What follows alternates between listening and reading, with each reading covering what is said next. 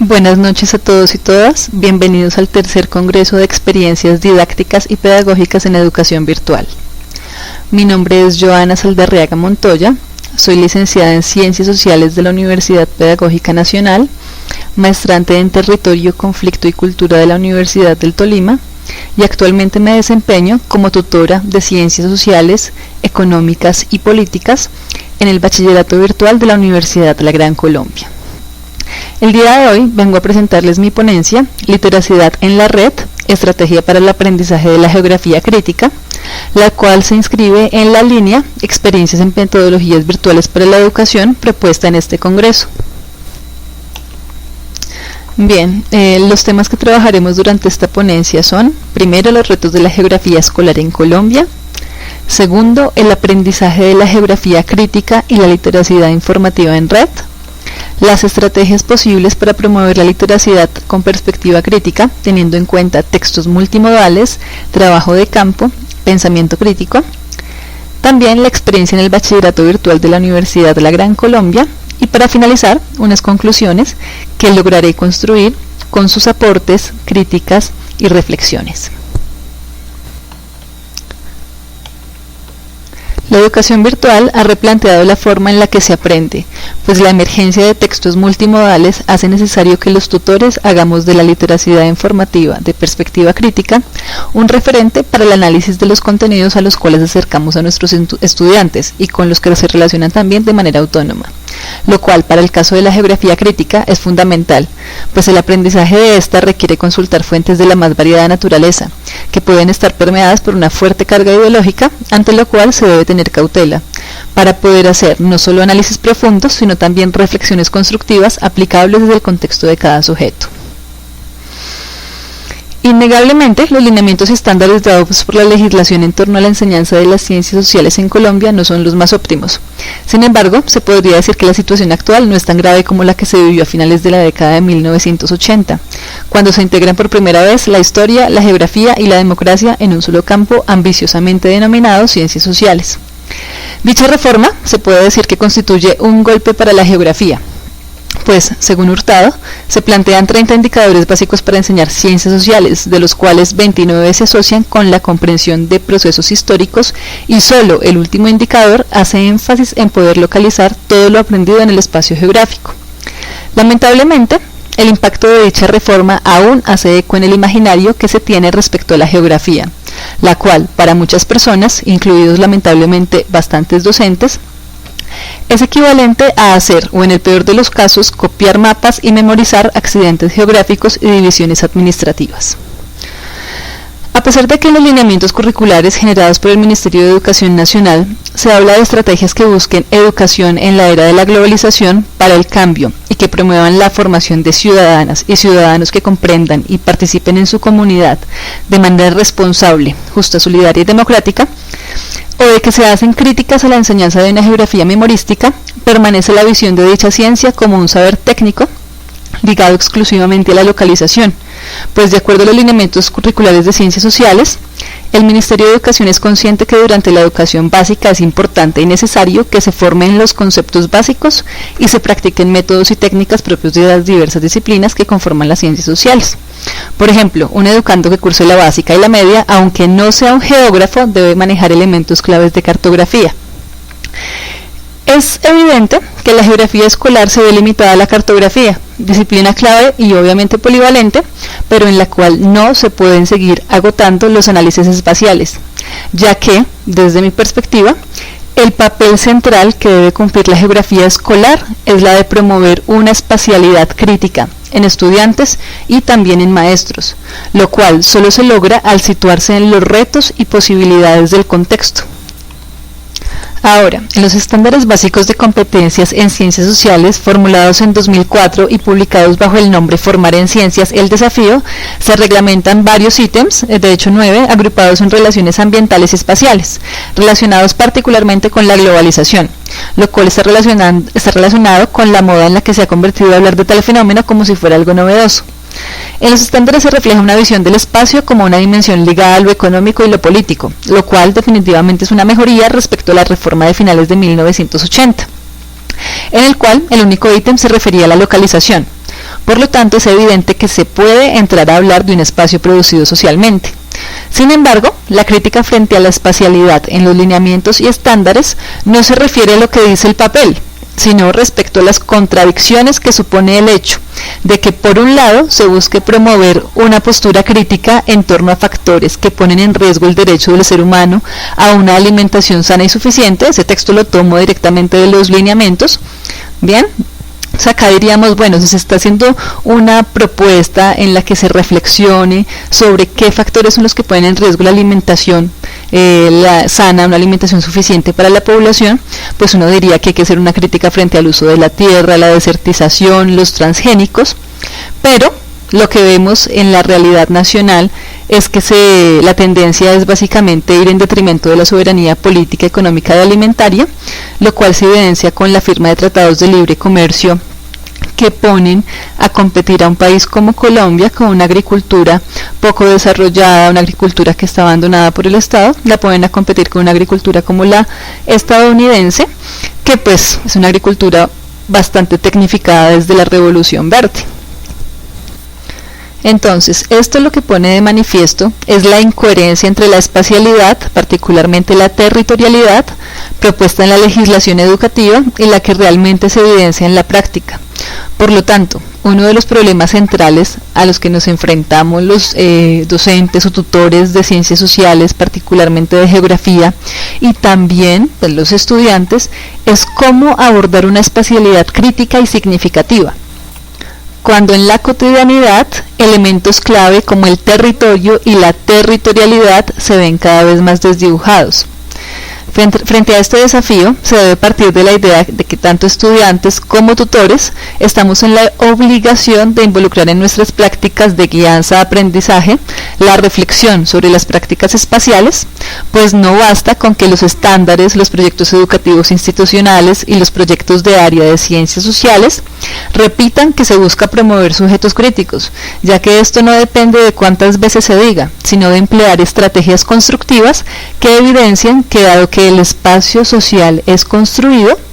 lo podemos reconstruir, siendo la formación geográfica crítica un buen punto de partida. Bien, ya para cerrar en esta parte de introducción a la importancia de una geografía escolar crítica en Colombia, quiero enunciar algunos retos que considero que son importantes y que debemos tener siempre a la vista.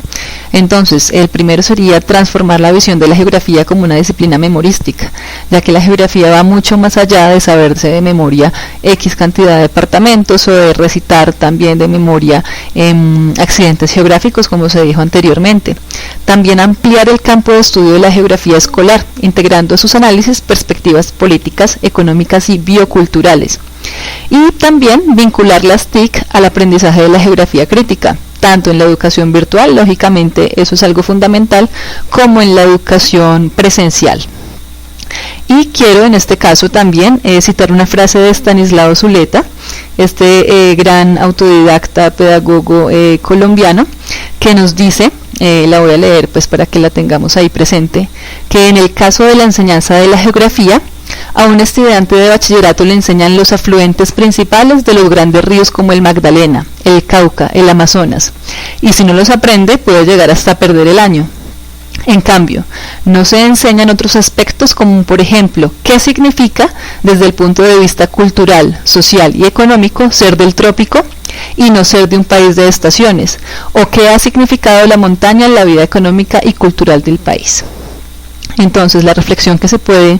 tomar de esta frase de Estanislao Zuleta es que siempre que se vaya a trabajar cualquier ciencia, pero pues particularmente en el caso de las ciencias sociales y en este caso la geografía, hay que acudir al contexto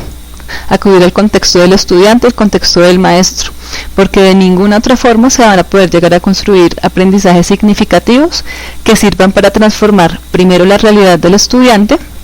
y pues ya teniendo una visión más amplia la realidad social, que es lo que se propone en la educación, que es el bienestar para todos y todas. Entonces, ¿qué busca la geografía crítica? La geografía crítica es un paradigma que surge en la década de los años 70, básicamente. Los países en los que surge son Estados Unidos, Inglaterra y en el caso de América Latina, Brasil. Entonces, se pueden condensar de manera muy sintética los intereses de la geografía crítica en 3 campos particulares. Y es primero analizar el impacto del capitalismo y los medios de comunicación en las transformaciones socioespaciales. ¿Por qué? Pues porque el espacio es una producción social, derivada de relaciones económicas, relaciones culturales y relaciones políticas. También cuestionarse sobre los valores y funciones de las instituciones existentes, aquellas que en ocasiones, más que ayudar a resolver un problema, pues pueden ahondar sus causas sin que se lleve a una eliminación de las problemáticas reales. Y para finalizar, integrar los procesos sociales y los espaciales en el estudio de la realidad, que es lo que yo considero fundamental para las reflexiones que se presentan en esta ponencia. Atendiendo a lo anterior, se puede decir que en la experiencia que he tenido en Ciencias Sociales, Económicas y Políticas en el Bachillerato Virtual de la Universidad de la Gran Colombia, he podido encontrar que definitivamente los análisis políticos, económicos y culturales que pretende llevar a cabo la geografía crítica tienen cabida en la educación virtual, pues desde las prácticas educativas mediadas por las TICs es posible fomentar el pensamiento crítico, el cual, según Johnson, es un proceso en esencia activo que desencadena la acción,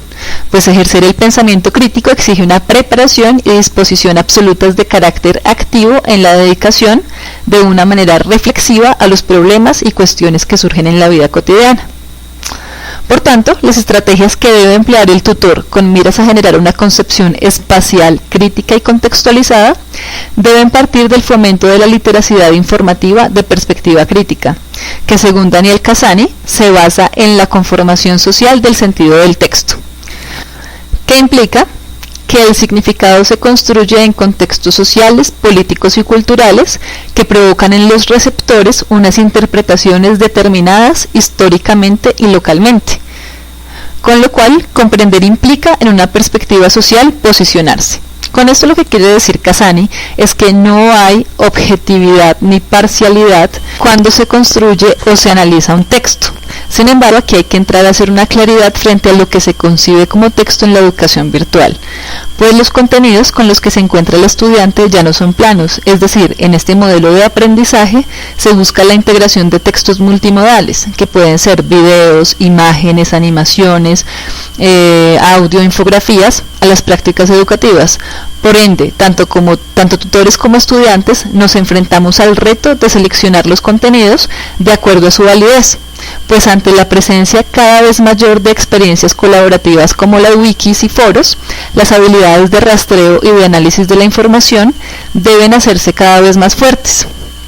Frente a esto se debe propender por desarrollar protocolos de búsqueda eficientes y eficaces, que en el caso del aprendizaje de la geografía crítica promuevan no solo el aprendizaje conceptual, sino también el afianzamiento de la sensibilidad en torno a las problemáticas espaciales que confluyen en el contexto del estudiante. En la construcción de un protocolo para el desarrollo de estrategias que promuevan la literacidad informativa en la enseñanza de la geografía crítica, se han implementado las siguientes estrategias que se ejemplificarán con casos concretos de actividades desarrolladas en el Bachillerato Virtual de la Universidad de la Gran Colombia durante el año 2013. Estas estrategias van en dos sentidos: las que debe seguir el tutor y a las que se deben acercar los estudiantes cuando se enfrentan a cualquier texto multimodal. Para eso, Daniel Cassani, que es un autor fuerte en el ámbito de la literacidad crítica, él nos plantea las siguientes estrategias que podemos utilizar como tutores. Entonces, lo primero es trabajar la interpretación con todo tipo de textos, utilizar textos auténticos. Esto es fundamental, pues el trabajo de un tutor virtual también es acercar a los estudiantes a la producción del conocimiento. Por lo tanto, la idea es no solo entrar a utilizar textos producidos por otras personas, sino que el tutor sea quien los produzca, para asimismo entrar en un proceso de aprendizaje constante que fortalezca el desarrollo de las actividades con los estudiantes. También, y algo que es muy importante y que se ha desarrollado en el área de ciencias sociales, es utilizar textos paralelos, opuestos o relacionados. Entonces, brindo un ejemplo para esto. Si yo quiero que los estudiantes identifiquen desde la geografía, por supuesto, cuáles son las dinámicas ambientales, políticas y económicas que implica la explotación del recurso minero en un país, pues yo debo no solamente mostrar textos que permitan identificar las consecuencias negativas de la explotación minera, sino también acercar a los estudiantes a textos, recordémoslo, de textos multimodales, que le brinden a ellos una perspectiva diferente, es decir, no solamente la perspectiva del campesino o del indígena que se ve afectado por la explotación minera, sino también el punto de vista de las multinacionales o del gobierno nacional, con la finalidad no de que los estudiantes escojan con qué postura se quedan, sino que ellos hagan sus propios análisis y lleguen a sus propias conclusiones definitivamente, porque la idea cuando se habla de pensamiento crítico no es ir en contra de o ir a favor de, sino crear una perspectiva propia que permita integrar tanto conocimientos de carácter conceptual como conocimientos derivados del contexto y también pues de la relación incluso emocional que se tiene con la propia sociedad. Por otro lado, Casani también nos invita a incluir textos multimodales, de los cuales ya les he hablado, también a evitar la respuesta única. ¿Qué quiere decir? Pues lógicamente cuando hablamos de fenómenos sociales hay miles de perspectivas, entonces la idea es establecer debates que permitan que se construya conocimiento de manera colectiva, fomentar el diálogo entre el alumnado, que es a veces algo en lo que fallamos en educación virtual. De pronto nos dedicamos a la educación uno a uno y olvidamos la gran ventaja que se tiene de trabajar con foros, con wikis de manera colaborativa, pues se puede llegar a un aprendizaje mucho más rico. También preguntarse, cuando se escoge un texto, preguntarse sobre cuál es el propósito y el punto de vista del autor. Eso se hace con la finalidad, recordemos, de rastrear las ideologías que se tienen para no dejarnos influenciar ciegamente por perspectivas políticas, pues finalmente ese no es el propósito es construir un conocimiento riguroso que atienda a las necesidades sociales de un país como Colombia, pero pues que definitivamente debe pasar por la reflexión, por el estudio juicioso de conceptos, de categorías y también, y como es lógico, por el interés del estudiante, el cual se evidencia en las actividades que desarrolla, en los aportes que realiza en foros, por ejemplo, en las preguntas que hace. Entonces pues es muy importante tener en cuenta esto, evitar que haya solamente una postura, evitar creer ciegamente en una fuente y por último, lo que Casani también nos propone es que como tutores debemos ayudar a los estudiantes a relacionar los textos con su mundo. Entonces, frente a esto, ¿qué se ha hecho también en ciencias sociales? Pues resulta que es muy complicado hablar solamente desde los textos, desde visiones ajenas a lo que realmente no vive en su cotidianidad, incluso en su barrio o en su localidad. Entonces, una estrategia que se considera importantísima también y de la cual se han podido ver los frutos es que el estudiante, si bien se acerca a unas categorías o a unos conceptos desde lo teórico, lleve eso a la práctica. Entonces, si se habla, por ejemplo, de la desigualdad social a nivel mundial, pues no hay que ver eso como algo tan alejado, como algo que, por ejemplo, pasa solamente en otros países. Entonces, lo que se propone también acá, y que por eso se hace referencia a la integración del trabajo de campo, de pronto de recorridos, de una salida de campo como tal, que no es algo descabellado en educación virtual, porque aquí es donde viene la importancia de la autonomía del estudiante virtual. Entonces, ¿cómo se ha trabajado? Retomamos el ejemplo de la desigualdad social. Entonces, se le dan unas herramientas conceptuales al estudiante que le permitan indagar cuáles son las causas, cuáles son las características, desde cosas pues muy teóricas, por ejemplo, como el coeficiente de Gini, que permite medir la acumulación de la riqueza, o las características pues más de carácter cualitativo. Entonces se le brindan esas herramientas, pues porque obviamente necesita construir un conocimiento teórico pues sencillo, pero el cual es necesario. Pero también, para que el estudiante no vea eso como algo lejano, se le pide que haga un recorrido por su barrio o por su localidad que le permita evidenciar cómo se ve esa desigualdad social en su entorno más cercano. Entonces, una ventaja que tienen muchos de los estudiantes virtuales es que tienen acceso fácilmente a un smartphone, a una cámara, lo cual les permite hacer registros. Entonces el estudiante va a hacer un registro fotográfico, que es el caso del que les estoy hablando, hace un registro fotográfico de cuáles son los casos o las evidencias de la desigualdad social que ellos previamente han estudiado pues más desde lo teórico, lo cual les permite a ellos analizar ese contexto en el cual se mueven cotidianamente desde otra perspectiva. Entonces es una ganancia en dos sentidos. Primero,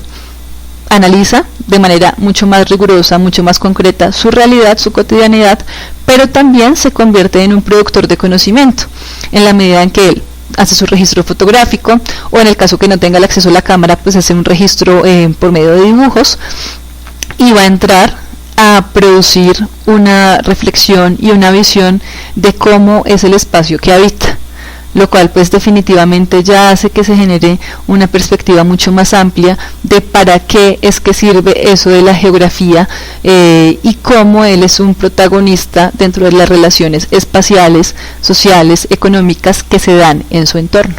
Bueno, y ya para finalizar, pues quiero hacer énfasis en que estas habilidades de la literacidad crítica, que permiten al estudiante hacer una selección inteligente, una selección precisa de los textos que consulta, no se remiten única y exclusivamente al trabajo que realice de carácter académico formal, sino que como ya lo hemos visto, como ya se ha hablado en otras ponencias, y como pues ya sabemos que es una realidad, el aprendizaje actualmente no está mediado solamente por una institución como tal, sino que el estudiante perfectamente puede abrir su buscador, puede entrar a redes sociales como Facebook, como Twitter, y a partir de allí también generar un aprendizaje no formal, pero que puede ser bastante positivo para su formación como ciudadano. Entonces el ejemplo de las redes sociales es fundamental. El estudiante debe saber qué de lo que aparece en las redes sociales es información confiable y qué puede ser sencillamente algo que a alguien se le ocurrió escribir porque sí, solamente su opinión, sin estar bien fundamentada. Entonces la invitación con esta ponencia es básicamente a que tengamos en cuenta la literacidad crítica, en este caso pues en el aprendizaje de la geografía crítica, pero también en todas las disciplinas, ya que es importante fortalecer esta habilidad de nuestros estudiantes para poder tener aprendizajes mucho más concretos, aprendizajes que fortalezcan sus habilidades, sus competencias y que les permitan encontrar en el aprendizaje virtual una modalidad acorde a sus necesidades y acorde pues a los intereses que tengan en su momento. Y bueno, y también lo que se quería lograr con lo que se quiere lograr con estas reflexiones es hacer una claridad, y es que el hecho de que se hable de educación virtual no quiere decir que se obvie una perspectiva crítica frente a la sociedad, porque pues si bien estamos mediados es por las TIC y pues por la virtualidad como tal, estamos emplazados en un mundo real con unas problemáticas reales, las cuales debemos analizar siempre de manera muy firme y muy constante. Entonces pues bien, con esto doy fin a mi ponencia, agradezco mucho su atención y estoy atenta en este momento a las preguntas, sugerencias, críticas o reflexiones que quieran compartir conmigo y pues con todos los participantes en el Congreso. Recuerden que si quieren información adicional o si tienen algo más pues que puedan aportar, no ahora sino pues en otro momento, mi correo es yoa.samo@hotmail.com. Entonces nuevamente agradezco su participación en este Congreso y escucho sus preguntas.